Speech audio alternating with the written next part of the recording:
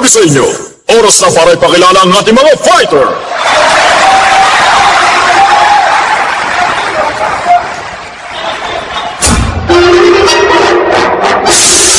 Mga kaibigan, mula sa blue corner, heto na ang challenger. Pumapasok na si AG Date. Pagkatapos ng 7 taon, muli siyang nagbabalik sa World Ring para subukan sungkitin ang World Title. Nagretiro siya, pero muling nagbalik sa mundo ng boxing kung saan siya minahal at nakilala.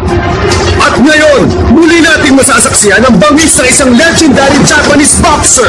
Nandito na si AG Date para itayo ang bandila ng Japan sa international boxing scene. At mula sa red corner, ang kasalukuyang WBA World Featherweight Champion, si Ricardo Martinez!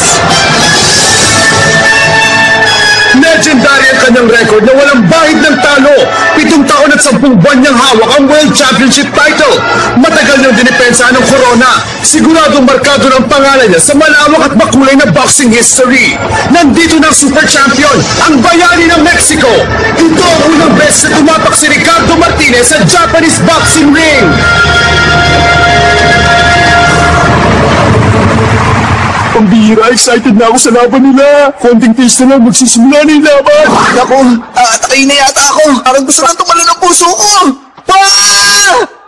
Kung halos mamatay na ako sa kaba, paano pa kaya si Mr. Dati?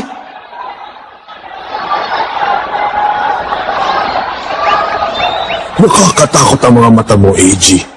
7 taon na ang nandaan, pero sigurado bumabalik sa'yo lahat ng pangyayari noon. AG,